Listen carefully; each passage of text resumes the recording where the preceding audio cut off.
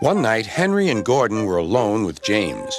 Although Sir Topham Hatt was beginning to think well of him, whenever a chance came, the other engines would talk of nothing but bootlaces.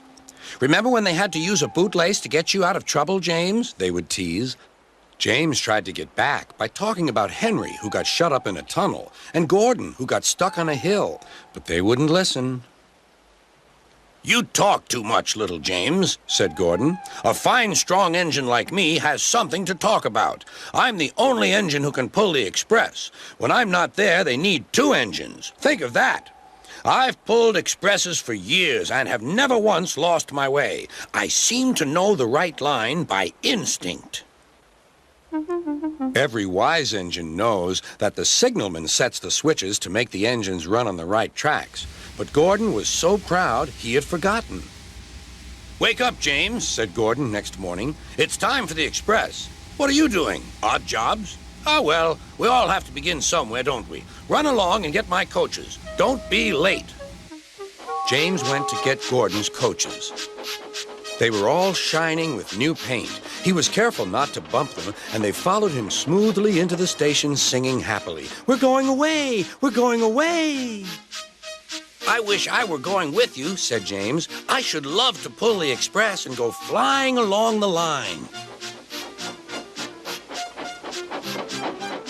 Gordon, with much noise and blowing of steam, got ready to back onto the train.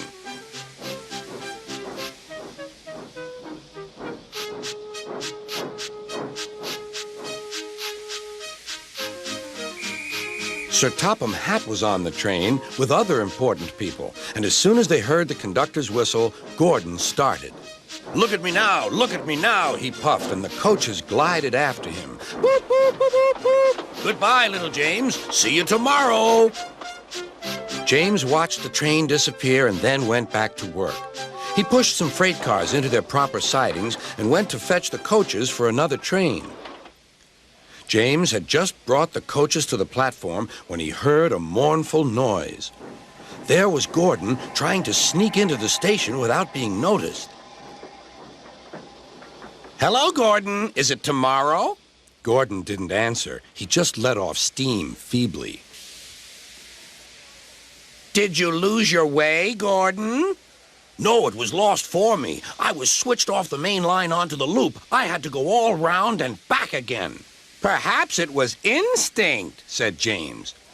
All the passengers were shouting at the ticket window, "We want our money back." Sir Topham Hatt climbed onto a cart and blew the conductor's whistle so loudly that they all stopped to look at him. Then he promised them a new train at once. "Gordon can't do it. Will you pull it for us, James?"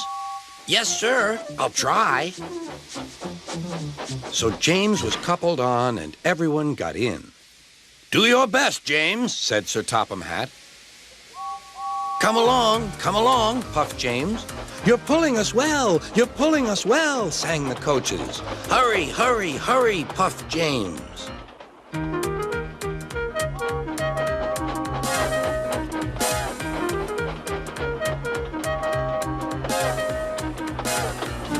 Bridges and stations flashed by. The passengers cheered, and they soon reached the station.